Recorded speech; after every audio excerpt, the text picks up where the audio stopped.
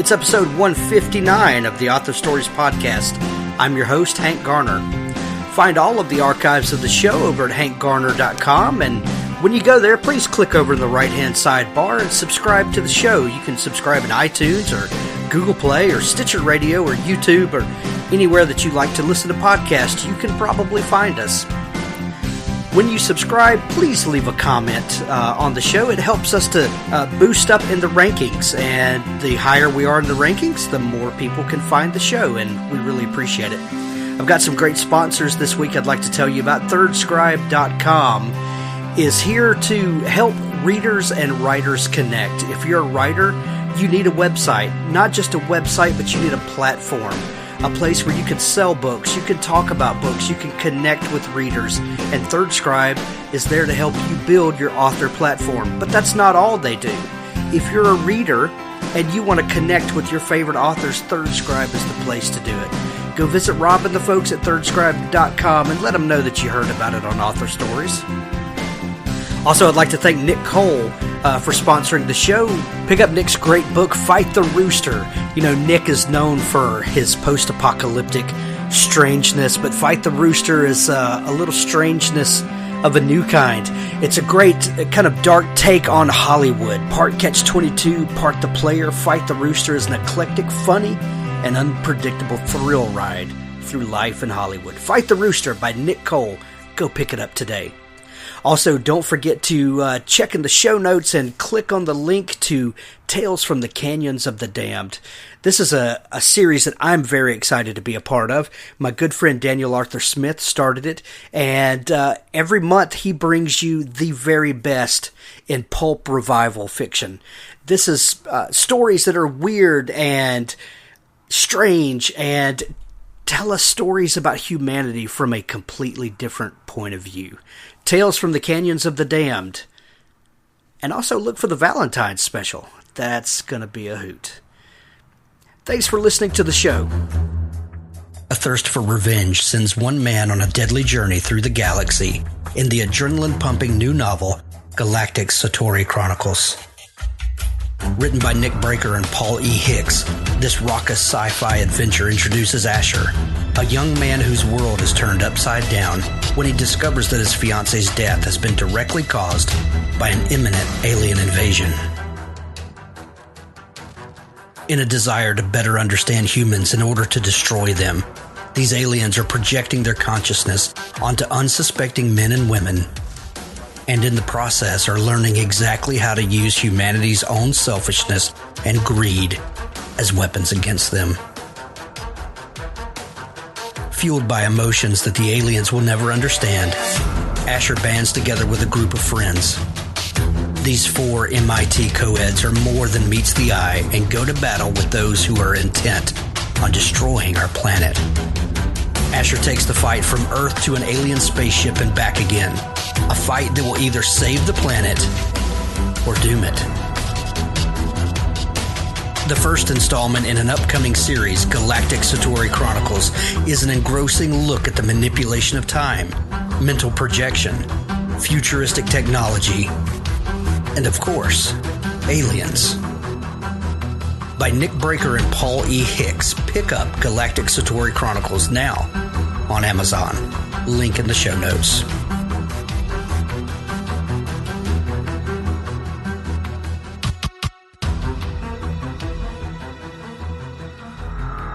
Change is inevitable. It's heading for Earth at 12,000 miles per hour, and it will land virtually undetected. For Jack McAllister, a young writer who has finally launched a career for himself, it begins tragically.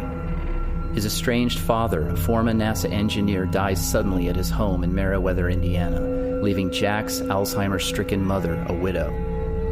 But in the wake of personal heartbreak, he's confronted by an even more astonishing event: the covert landing of an alien machine in the forest just a few miles outside of town.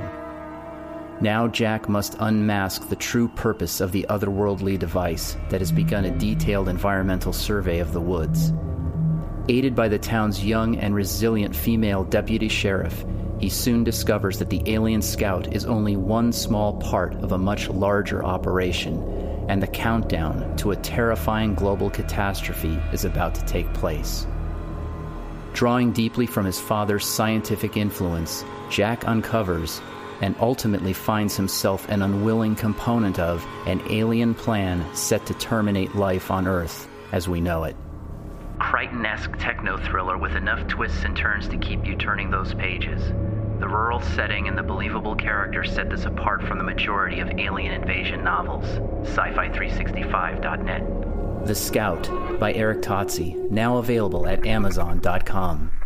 Well, thanks for joining me again for the Author Stories podcast, where I bring you the story behind the stories and the storytellers. Today, I'm really excited to have Ken Liu on the show with me. Ken is the author of The Grace of Kings and the new sequel to that book, The Wall of Storms, as well as a lot of great short fiction. And really happy to have you on the show today. Ken, thank you for coming on. Well, thank you so much for having me, Hank. Pleasure to be here. Ken, I start each show with a variation of the same question, and that question is, what is your first memory of wanting to be a writer or storyteller?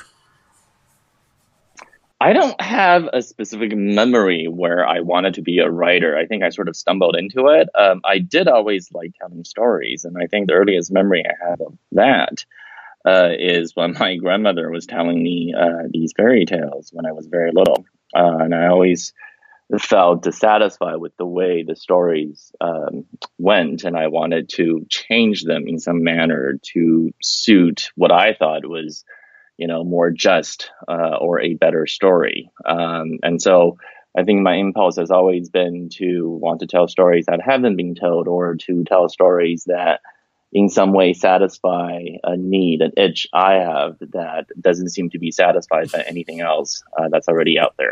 What were some of those? What were some of those early fairy tales that captured your imagination and then you immediately wanted to edit? For example, my grandmother told me the story of the Three Little Pigs. That I remember very well. And I've always felt when I was listening to it that the story was unsatisfying in some manner. I kept on thinking, it would be so much better if the three could cooperate in some manner instead of having this one-by-one competition. Wouldn't be fun if somehow combining their techniques and used all of the materials that they tried to build a truly comfortable and also resilient structure. That seems to be, would be much better than a pure brick house, whatever that straws that were soft and comfortable, and sticks that made a nice fencing around, wouldn't that be nice? That's the sort of thing I wanted to do. That's great. That's great. As you grew up, were there certain types of literature or stories that really captured your imagination? It's funny. I had a very, perhaps a slightly different childhood than a lot of American readers. I grew up in China when I was a little child, before I moved to the U.S., right before I turned 11. And so I have a lot of so my reading material when I was a kid was extremely different, I guess I would say. I read the Chinese classics. I read a lot of math handbooks because my grandfather was a professor. I also read translations of American and European stories. And so I think the primary, the kind of stories that really held my imagination when I was a child were primarily of two types. One were these martial arts fantasies or wuxia stories that are fantastic and very Chinese, and they tap into the tradition of Chinese historical romances. And the other type of story are translations of Western science fiction, which I didn't even know existed as a separate genre. So when I was reading the novelization of The Empire Strikes Back, or Philip K. Dick's Do Androids Dream of Electric Sheep, or even E.T., the extraterrestrial, the novelization, I read them not as imaginary fiction, but rather as realist fiction, which is a very interesting framework to approach it. But I think these two different traditions had a very strong influence on my storytelling repertoire, and so I think you can sort of still see that in the way I approach speculative fiction. I try to not really treat the boundary between fantasy and science fiction as very strict. And I try to tap into references that are both Western and Eastern. And I try to replicate that kind of reading experience for my readers that I had as a child. And I think that's one thing that I find so fascinating in your work is that you do that so well. Did you start finding common threads or themes in these two things that seem so disparate, the Western science fiction and the traditional Chinese fantasy, if you will? Did you?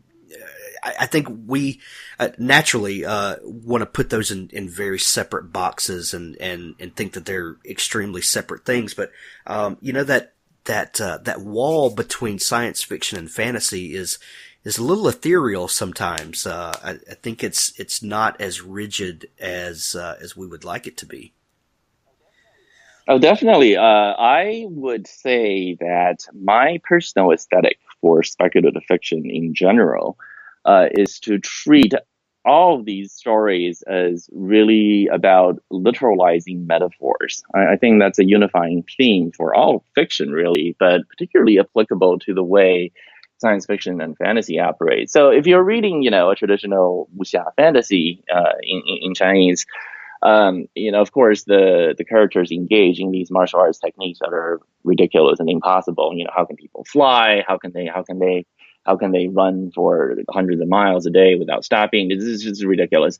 But then you realize that that's not really the point. The point is these are literalizing metaphors. When someone is just and on the side of justice, their strength is literally greater. That's a constant theme. When someone is when someone's heart is not in the right place, the way he fights darkens. It literally becomes perverted and twisted, kind of like in Star Wars: The Force. And if you read science fiction, a lot of times that's what happens too. It's literalizing some metaphor in a way that's concrete that you can manipulate. So, for example, we talk about the way modernity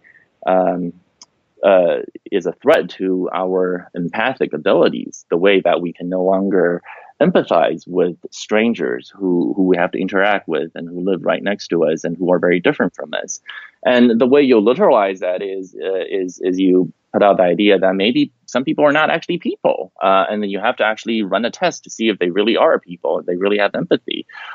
This is how you end up with Do Androids Dream of Electric Sheep? These are not stories about technology or magic per se. These are stories really about some emotional experience we have that we speak in metaphorical ways.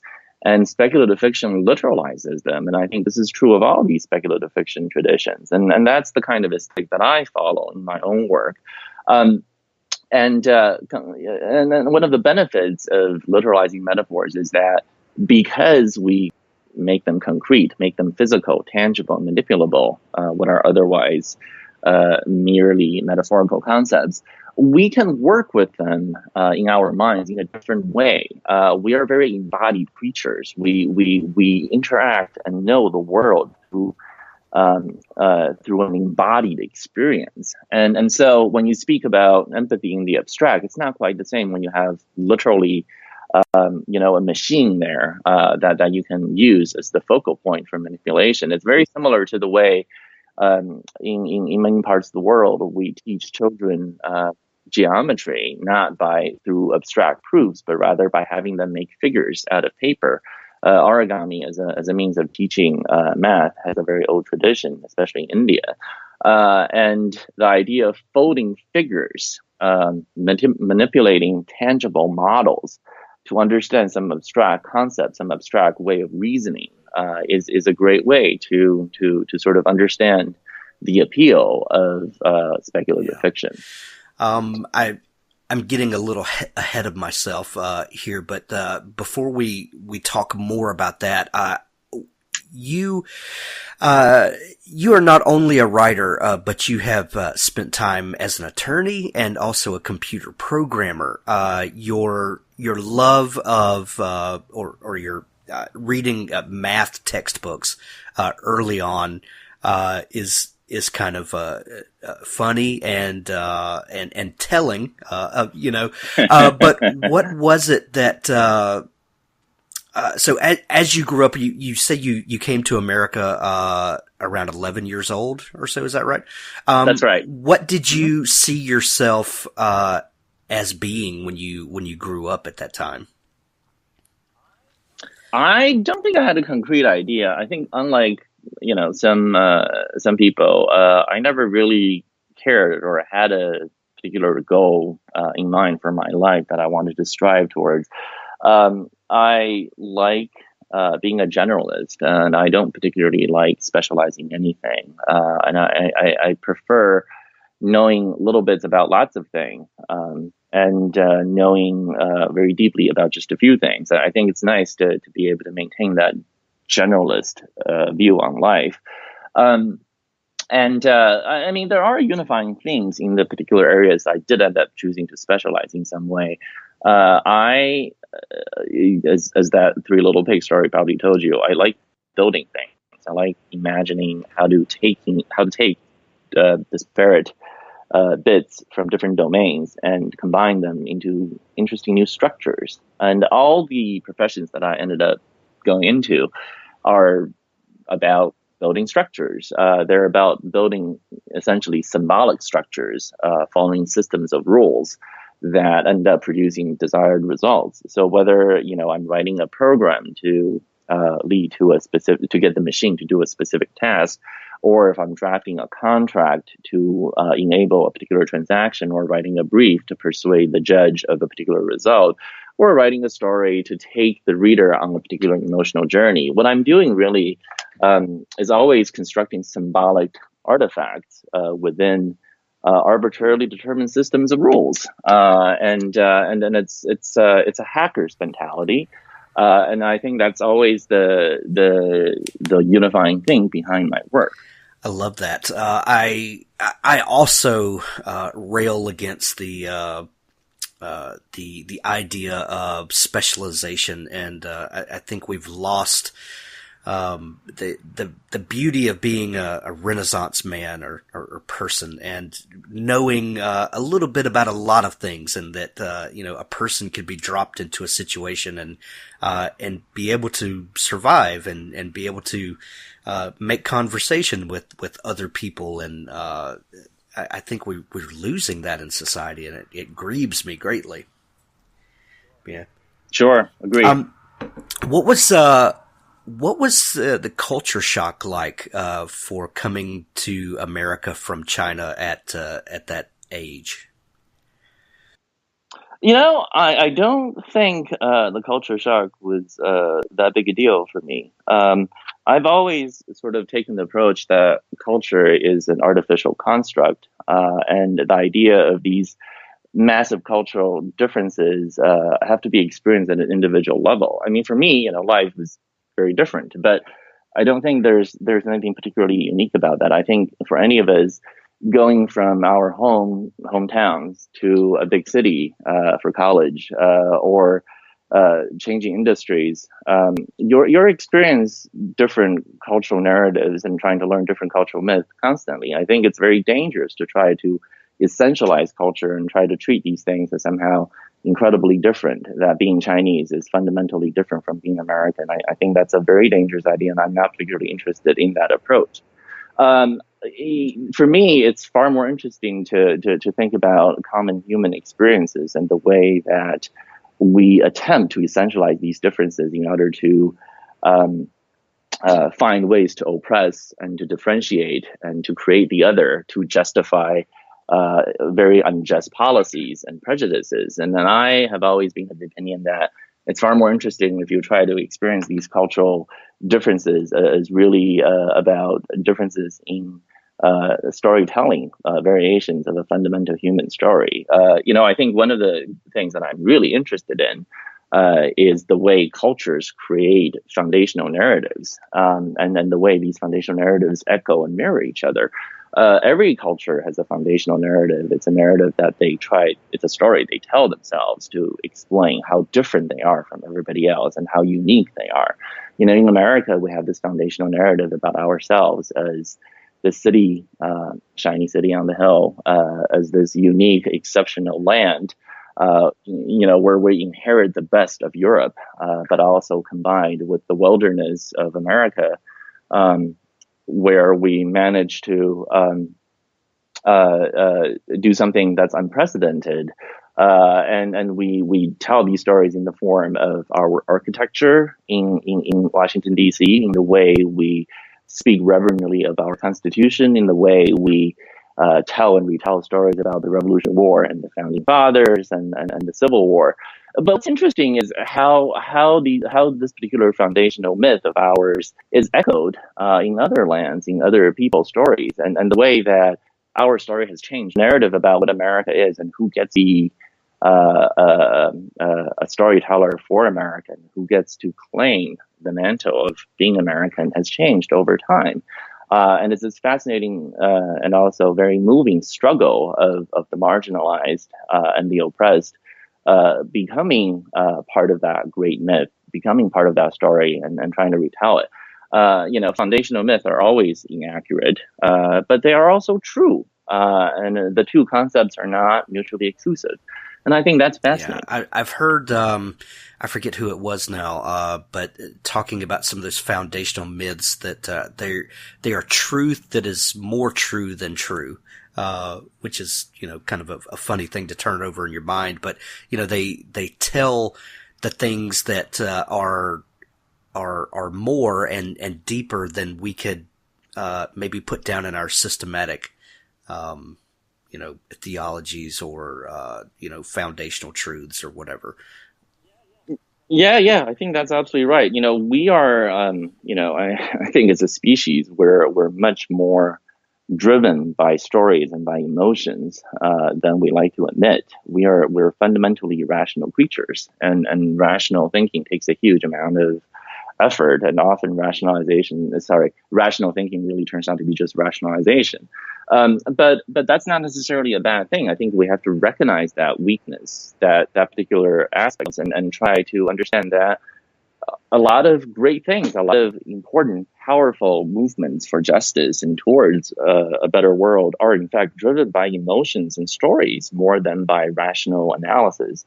We fight for human rights not because we have to cost-benefit analysis. I suppose some support human rights for that reason, but understand it. We support human rights because fundamentally, emotionally, we believe the story of human rights. At least that's my view. You've mentioned the theme of justice several times. Do you think that we as storytellers have a certain commitment to telling the stories that ensure that we as a people are doing the right thing? I don't know if I would claim that. I think there's this old claim that poets are the true legislators of the world, and I'm not a big fan of that claim actually at all. I think the more utilitarian you treat literature and really any art, the less effective it becomes. The way literature and art work and the way they persuade is not the same as the way you persuade in a legal brief or in a political essay. I'm as a lawyer, I'm very interested in rhetorical modes and the way you use rhetoric. When you're trying to write a persuasive argument, there's a certain approach you take in certain arguments that are considered good and not good. And there are ways that we think about these arguments and evaluate arguments and then judge whether they are persuasive or not. These rules don't really apply to fiction. Fiction works, again, mainly through the modes of metaphor and emotion. They do not follow that kind of rule. And if you approach literature in the way that you approach political, essays, I think the result is neither persuasive nor particularly moving storytelling. The way literature works. I mean, I think as human beings, we have a commitment to truth and a commitment to the common good, however that's defined. We are, in fact, limited, emotional, and biased, and not able to understand what the common good is. That's why we're human. But that doesn't mean that we cannot strive towards admitting our ignorance and admitting the fact that we do not know everything, that we can, in fact, change our minds. And in fact, we can learn new ways and try to envision the world to be better than it actually is. We can, in fact, set aside our selfishness and try to strive towards something better.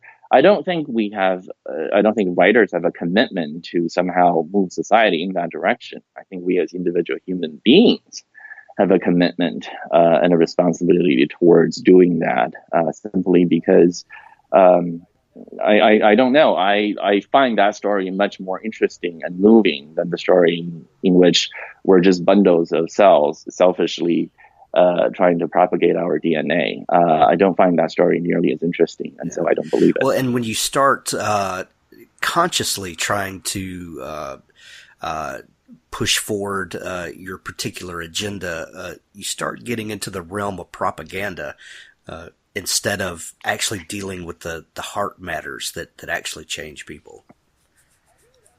I think that's true up to a certain point. I do want to be a little bit careful. I think there's this idea that somehow fiction and literature needs to be apolitical. I don't think that's true at all. I think the way I would phrase it is that everything you do is in fact political. Being a human being is a political act, and deciding what it means to be a human being is a political act. And so when you tell a story, you're always engaged in some sort of political act, because whether you choose to create a story that reaffirms and reveals the flawed power structures of the status quo, or whether you choose to write a story that tries to sustain it and tries to celebrate it, these are political decisions. But at the same time, I don't believe it is your. I don't believe we should tell writers, and I don't believe writers should get into the mode where they think when they're writing fiction, they're really writing persuasive essays. That's just not what fiction is about. Fiction is about an emotional experience and about a metaphorical way of understanding the world. These things sometimes can be colored by your political views and your political agenda. And how can they not be? We're human beings. We're not. We're not there trying to maximizing and minimizing some sort of cost-benefit analysis. That's just not what we do. Right. When you write as an artist, you have to put all of yourself in there, and that includes your political commitments. But at the same time, you have to understand the differences in the rhetorical modes that you're engaged in. And what it is you're trying to do. There are many things much better accomplished through political essays than through fiction disguised. Than through political essays disguised as fiction. Right. When did you? So you pursue programming and law. Oh, first off, what is it about Lisp that intrigues you? I like Lisp because it's not a very it's a programming language that doesn't work in the way a lot of dominant languages, which are primarily procedural, work. It requires to think in a different way, and a good Lisp programmer will break down the problem and think about it in a different way than you would approach it as a C programmer. One of the most interesting things about Lisp also is that it's a language for creating languages. I mean, all programming languages in some sense are like that. You're trying to build small fundamental units into more complicated units, which then you marshal together into even more complicated units. You're always defining a new language when you're writing a program, defining new words, subroutines, etc. But Lisp takes that to an extreme. You often transform the syntax of the language itself with these macros, and it gives you a lot more flexibility by treating the very text of the program itself as data, and that's a very powerful mechanism. And once you get into that mode of thinking, it becomes very transformative. And in some ways, programming a Lisp or a Lisp-derived language gives you some of the similar experiences of being a fiction writer, because you are always trying to redefine the rules of narrative and the rules of language itself when you're trying to create a story that, in fact, will do what you want to do. Every story is new in some sense, and to some degree, it tries to challenge the existing set of stories. At least for me, if they don't, then there's no reason to write them. And so you have to figure out ways to change the language you're working in, as well as the tropes you're working with, to define them, to do new things.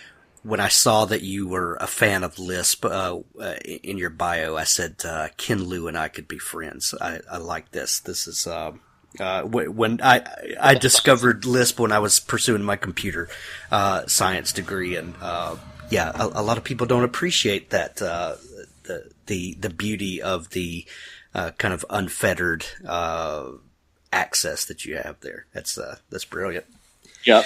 Brilliant.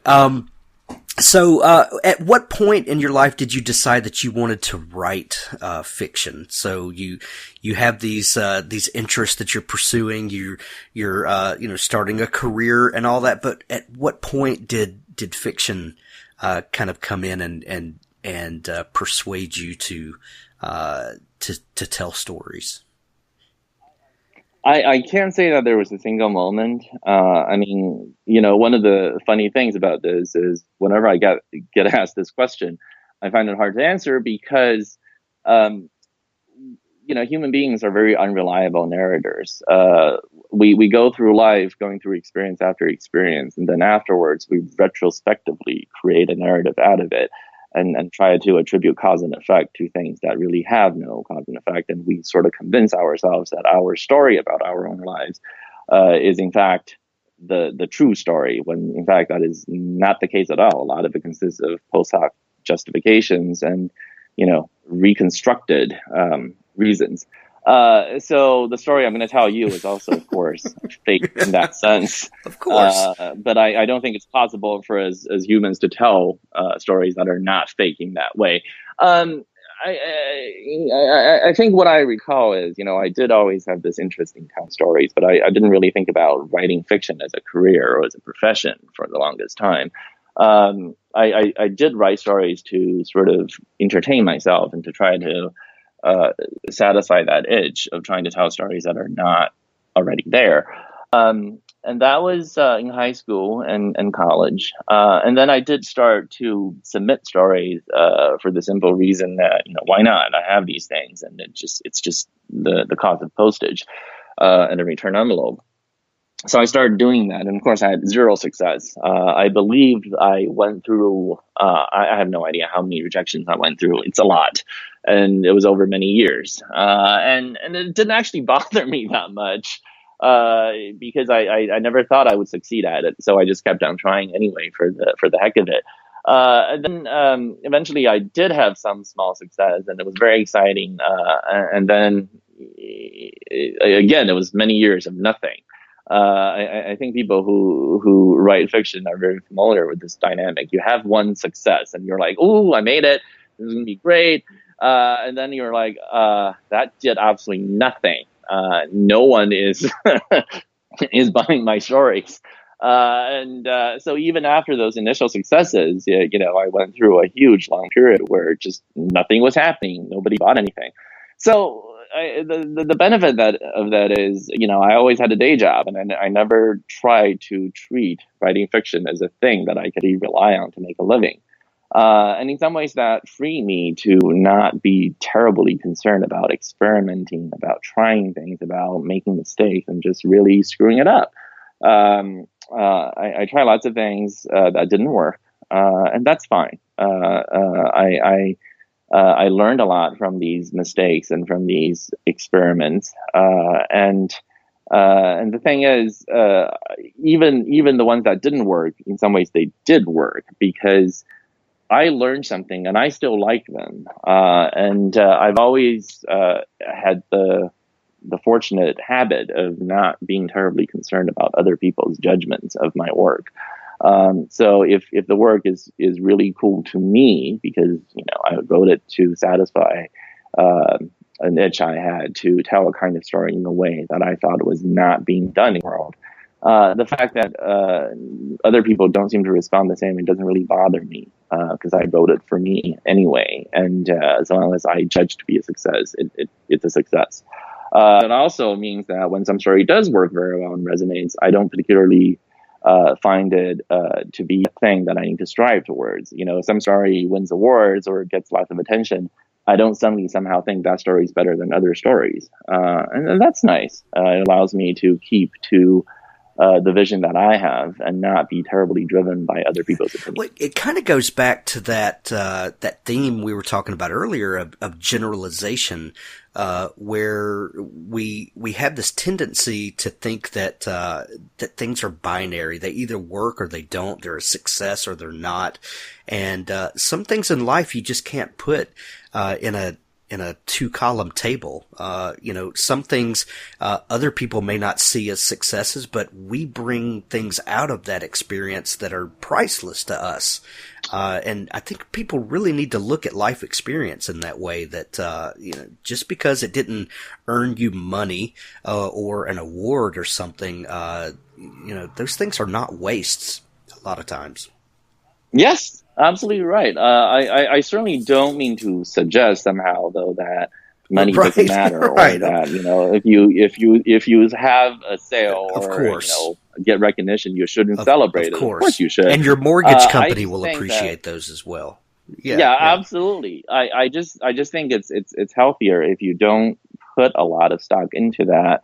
Like, take the money, enjoy it, and enjoy the fact that your fellow writers and readers enjoy something that you did. That's great. We're human beings, we're social creatures, and these are great things. But don't make those things the only reason you write. Once you become to depend on those things, I think that's a very dangerous place to be. When I put out my first collection, The Paper Menagerie and Other Stories last year, the collection includes 15 stories, but I published over 130 stories, and I ended up picking only 15. And the way my editor and I chose those stories is, I wanted to pick a representative sample, and of course, we ended up picking the stories that are most popular and won the most awards and got some recognition in some way. Because putting a collection together is for the reader's benefit. It's for people who don't know my fiction to be able to get something and to get a convenient. These stories were selected and to have a good way to sample my work. But it wasn't as if I thought those 15 stories were my best stories. There were stories I wrote that I thought were far more interesting and far more satisfying to me that weren't included, mainly because they weren't appropriate to the purpose of the collection. But I've certainly appreciated lots of stories I wrote over the years, never published, but because they satisfy for me something that existing stories don't. The fact that they didn't get any recognition doesn't mean that they were a waste of time or effort. They were artifacts that I had to create because I felt the urge to do so, and the fact that they exist is reward enough. The Paper Menagerie, your collection of short stories, is fantastic. So is your novel, The Grace of Kings. But these are two very different things. Do you approach the short fiction differently than you approach some of your novel work? Do you think the form itself lends itself to a different creative process? I think so. I mean, one common analogy I use when I'm describing this is that, short stories are really fundamentally different creatures from novels. It's not just that a novel is a longer short story. That's not how that works. The two really are constructed along fundamentally different body plans. A short story is a lot like an insect, and a novel is more like an elephant. And the differences between them, isn't just one of size. It's not like you can take a cockroach and sort of scale it up to the size of an elephant, and that creature will actually work and be able to live. There's a reason why insects can't get beyond a certain size. There are many reasons, but one of the reasons is that insects don't have an active respiratory system. They rely on passive exchange of oxygen with the vascular system in their body, and because they don't have an active respiratory circulatory system, that means that as their body gets beyond a certain mass, it's no longer possible for air to diffuse into the internal tissue efficiently. They will literally choke to death. People are like, well, we remember those giant dragonflies in the Carboniferous period. Well, one of the reasons that we think that happened is because during the Carboniferous period, the oxygen content in our atmosphere was much higher than it is now, which allowed insects to grow bigger than they can now. And the way this maps to real, actual fiction writing is that there are things you can get away with in short fiction that you cannot do in novels. And one of these is a strong plot with a narrative drive. It is entirely possible to write short fiction without knowing how to plot, and there are plenty of short fiction that work well without an effective plot at all. I've certainly written many short stories that don't rely on plot to generate tension. At that short length, you can get away with. Well, I putting it that way somehow suggests that plot is better than no plot, and I certainly don't mean to imply that. At the length of a short story or something like that, it is entirely possible to write a very effective and compelling piece of fiction without relying on plot as your primary tension driver. There are other things you can do. In fact, sometimes with beauty of prose alone, you can create very effective stories that achieve a specific emotional result in readers with no plot to speak of.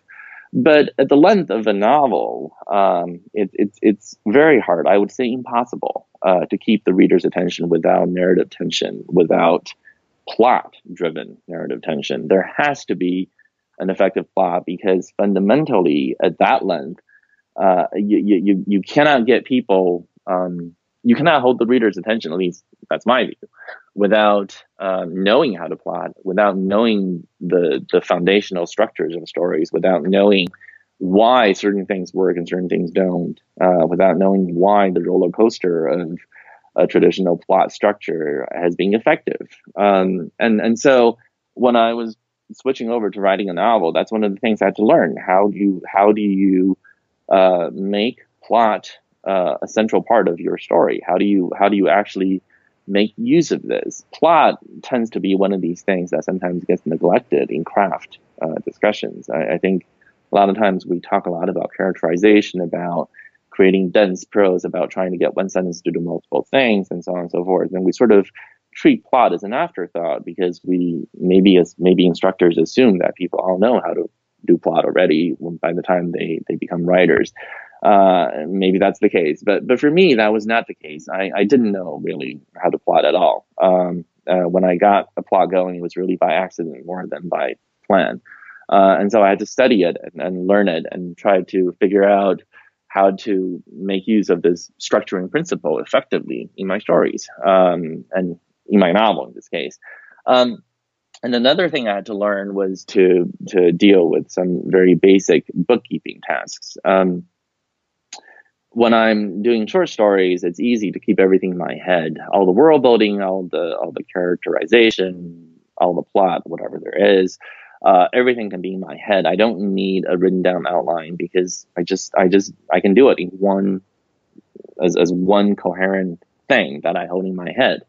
With novels, that turned out to be simply impossible, especially when I was trying to epic fantasy, which are much bigger books than I was used to. So, at that length, it's impossible to keep track of everything and all the decisions you've made. And these decisions, in a good novel, small decisions need to actually have consequences. They need to actually resonate. You put a gun up there, it has to be used by the third act.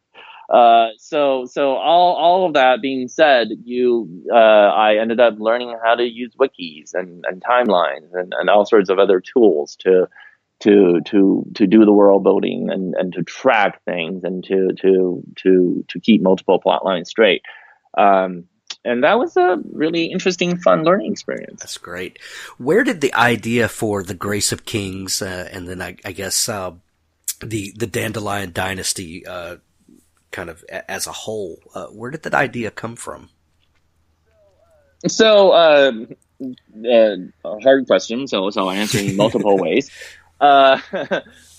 Fundamentally, the idea behind the Dandelion Dynasty is I wanted to write an epic fantasy, a large canvas story that describes and talks about the evolution of power and the evolution of a foundational myth over time. As I mentioned earlier, I one of the things that really strikes me as interesting is the way cultures have these foundational myths and the way they get retold and transformed and refined, and the tellers of these myths change over time. That's how a culture moves and how a culture maintains continuity as well as adapts. And I wanted to tell a story about that. But that kind of story, when you're trying to tell a foundational myth about a society and how it transforms over time, that cannot be done in a short story or even one book. It has to be done in a long series. It's War and Peace. My novel has been described as War and Peace with airships, which I guess it works because that kind of gets at the heart of what I was trying to do. The books are studies of power, and they're studies of power over generations, over time. They're stories about how a nation, a people, comes to define itself and how they change their own self definition, the story they tell themselves, and the story they try to tell others about themselves, and how people who were marginalized and oppressed try to, over time, become part of the narrative, become storytellers themselves and crafters of narratives and claimers of the inheritance of these foundational myths. So that's one piece of it. The other piece of it is, as I mentioned earlier, I've always loved these wuxia fantasies and Chinese historical romances, and I wanted to tell a modern Western style epic fantasy that incorporates some of the elements that I love most about historical romances. So The Grace of Kings in particular is an epic fantasy that's closer to an epic poem or a historical romance than it is to modern epic fantasy. It's written in a different style from the rest of the series, and it's also written in a different style from a lot of modern epic fantasy. For one thing, it's not very interested in the psychological interiority of characters. If you sort of make an analogy, a lot of modern epic fantasy tend to be these photorealistic oil paintings, and they adapt these conventions and styles that we're very familiar with, perspective and the way each detail in the character is drawn with such care and meticulousness. The Grace of Kings is nothing like that. It's much closer to a brush painting in the Chinese style. What happens is the characters are sketched with very light touches, and they're not meant to be photorealistic at all. They're meant to be larger than life, and they're meant to be evocative. They're meant to have lots of negative space in which readers project their own ideas and their own understanding of the world. And in that way, it's much closer to a traditional historical romance from China or an epic poem in the Western tradition. They're very much reliant on an oral storytelling tradition. And in fact, explicitly uses many tropes that are no longer used in a literary culture. So as a stylistic matter, the book it's strange, it's odd, it's different from everything else I've written, it's different from a lot of epic fantasy out there. But it's necessary because it is the first book in the series, and it establishes the foundational myth upon which subsequent books will iterate and question and interrogate and change. The Grace of Kings sets up a world and a set of myth and a set of stories and a set of characters and histories that will be subsequently painted over and interrogated and questioned and challenged and subverted and built upon in subsequent books. The Wall of Storms, for example, is a much more modern novel in feel.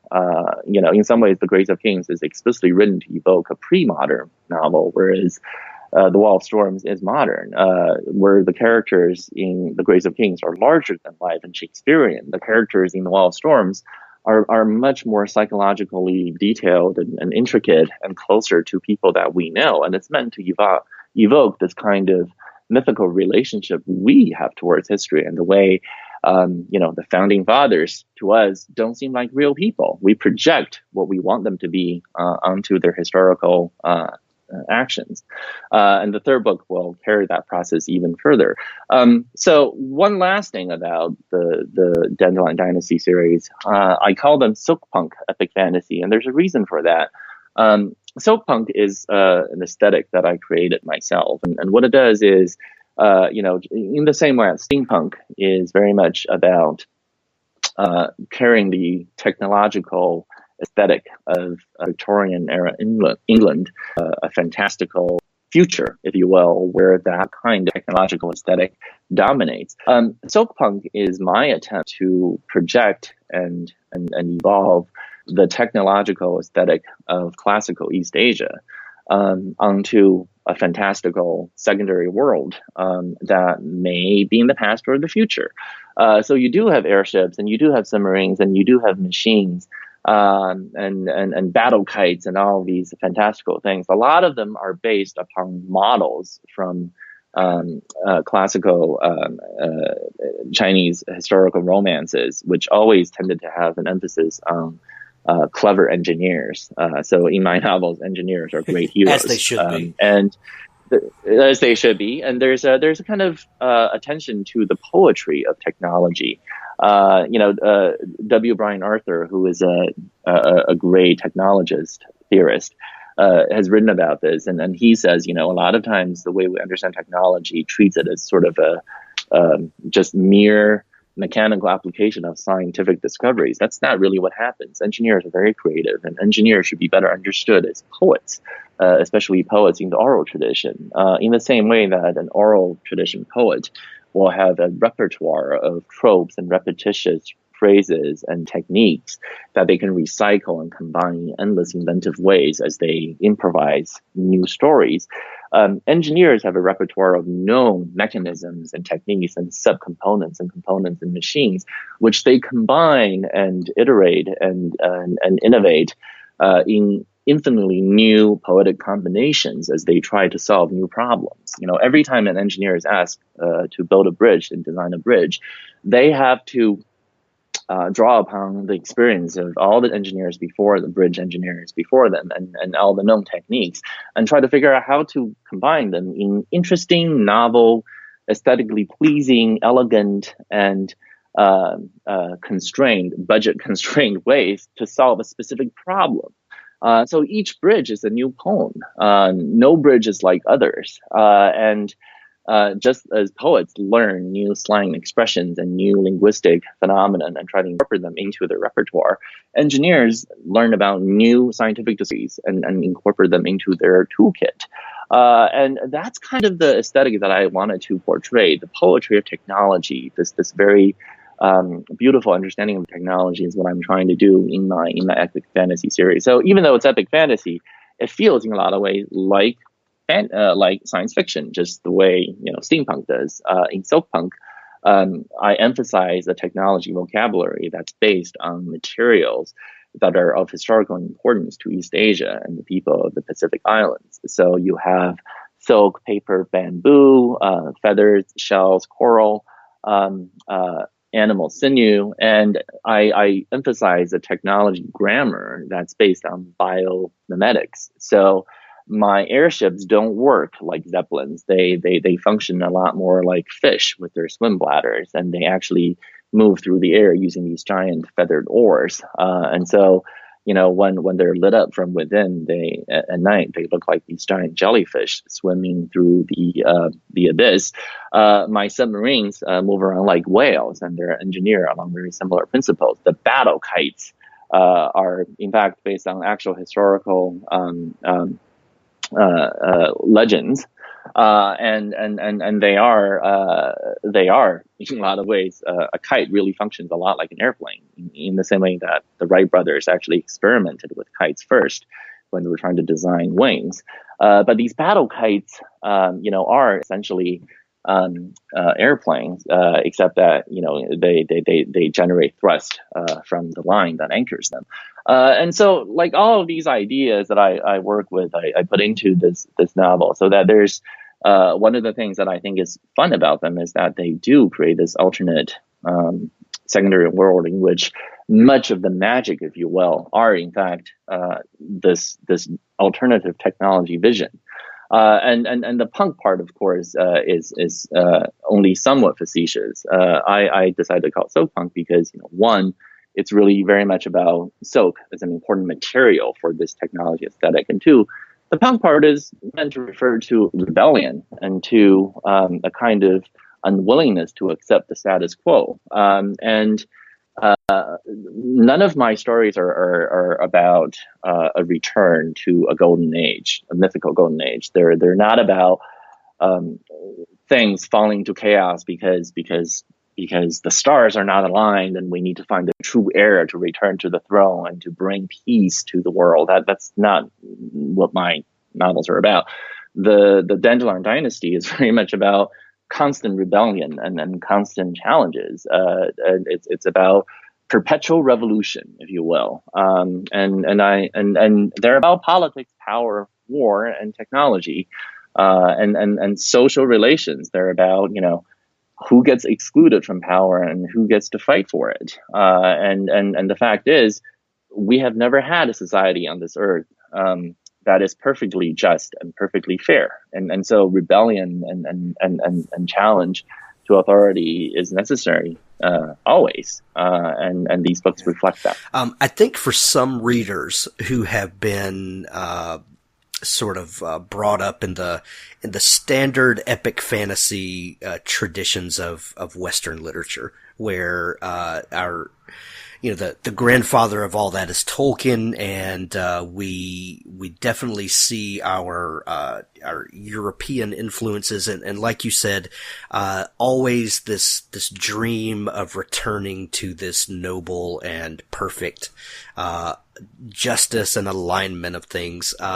But when you first start reading The Grace of Kings, you definitely feel the difference of those painting styles, as you said, where this is definitely a different feeling. It's a different style of metaphor. It's a different story than that.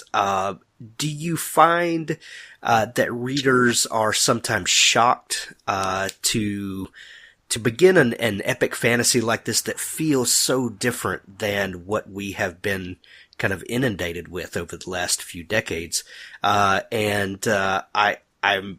sure other readers like me are quickly won over by the difference and the fresh look at how to tell stories and the different way of using metaphor like that. Do you find readers embracing this and maybe they were not expecting to? Well, first, thank you. I'm glad that the stories work for you, and that's really cool. I mean, it's always really cool to realize that something you've done resonates. Absolutely. Or entertains and pleases readers in that way. I do have to confess that, given my particular lack of interest in knowing how others feel, I make it a principle not to read reviews and not to care about reviews. My publicist sends me reviews when she thinks that I want to see them. And so I see them that way. But I honestly can't tell you what most readers feel because I have no idea how most readers feel. That's a great place to be, by the way. I have a small group of beta readers and trusted friends who will tell me, how they feel, and I take that into account. And sometimes I say, "Yep, that is not what I meant to do," and I'm glad you told me that. And sometimes they tell me, "No, I don't like this," and I'm like, "Okay, well, I'm going to stick with it." So I can't tell you how most readers feel. I can only draw upon my own feelings as a reader. So The Grace of Kings did lots of things I wanted to do, and it didn't do some of the things I wanted to do. And I think that's okay. The problem is this: when you're trying to imagine a novel you want to write, it's always perfect in every way. It's this beautiful, perfect thing. But then you have to execute it. And in execution, nothing ever works out exactly the way you want it to. And some things are better and some things are not as good. On the whole, after I was done with The Grace of Kings, I was very pleased by it. I think I did what I wanted to do, which is, as you point out, establish this different aesthetic that in some ways combine my own unique approach. It really does feel to me like something that I haven't seen before. It's not a magical China story. It's not really a story about China at all. What's sort of funny about The Grace of Kings is that a lot of people have commented on the Chinese roots and the Chinese influences, but I think not a lot of, at least during interviews, not a lot of people have told me sort of. This one thing I did that I did feel was kind of interesting to me. A lot of times when stories evoke a Chinese root, what they do is they focus on a lot of the superficial things, like chopsticks or emperors and concubines and all the rest of it, and dragons, which are not really even dragons anyway. What I did in The Grace of Kings, though, was I explicitly tried to create a world that's as different from China as possible. And so the superficial features are actually very different. The characters in the world of Dara are physically very different from how the Chinese are typically imagined. Their physical features range all over the human spectrum of diversity, but their philosophy and their approach to the world and the way they sort of understand it shows a lot of influence from Chinese roots. So what I've done is taken a lot of what I think of as foundational Chinese narratives, the bones of foundational Chinese narratives, and grafted them into this fantasy world. And the way the story is told is a combination of tropes and techniques that I loved from Chinese historical romances, but also great Western epics that I enjoyed. A lot of the bits in The Grace of Kings are taken from great Western epics that I love. For example, Paradise Lost and Beowulf both get some homage in the book. And in fact, the very title of the book itself, The Grace of Kings, is a quote taken from Henry V. And so there's a lot of this kind of unwillingness to stick to one cultural narrative, a kind of very, to me, very, very intuitive and very natural kind of desire to seek fundamental unities in the way foundational narratives are constructed, in the way I did The Grace of Kings. And I'm really glad lots of readers like you have told me enjoyed it. And I'm also very happy to hear that many readers have gone on to The Wall Storm and now see why I made the decisions I did in The Grace of Kings and why it was told in such a different style. And how that effort can pay off in over time in the series. The Wall of Storms is sitting on my Kindle right now, and I'm itching to dive into it now. I'm going to move it up to my TBR list. I love to hear what you think of it. I mean, one of the things the Wall of Storms does is to take a lot of the seeds in the Graves of Kings and pull them up and sort of see what happens with the next generation. How do you keep power? How do you hold power? How do you deal with injustices in your parents' time and with a structure you've inherited? These are questions that we have to ask ourselves all the time. And these are the questions the Wall of Storms deals Excellent.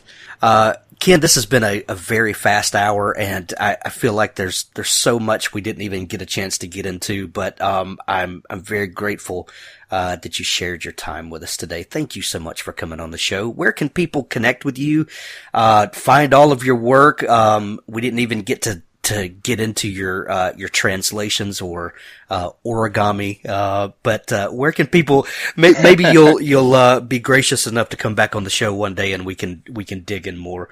But where can people follow up with you and follow all your work? Oh, I love to come back on the show, Hank, someday. Thank you so much for doing this. So, readers who are interested in my work can go to my website, which is Kenliu, KENLIU.name, NAME. It's an unusual top-level domain, but I kind of like it. This was back at the time when people were thinking that .name would be a good suffix for personal websites. And I was like, well, I am not a commercial actor, and I am certainly no organization, so I'm going to go for a .name domain. It turns out that I was one of the very few people who went that way. But the nice thing is that it is right. kind of memorable. So readers can go there, and from there they can find links to my books, collections, short fiction, a lot of which are online, so they can get a sample of my work. They can connect with me on Twitter, which is also listed in the footer. And they can also sign up for my mailing list, which is super low traffic. I think I send only a couple emails out per year, mainly to announce new releases and to offer subscribers special little nuggets. So thank you very much. Ken, thank you so much for taking time out of your day to join us today. All right. Take care, Hen. Thanks for listening to the Author Stories podcast. Join me each Tuesday and Friday at hankgarner.com for a new episode. Thanks for listening.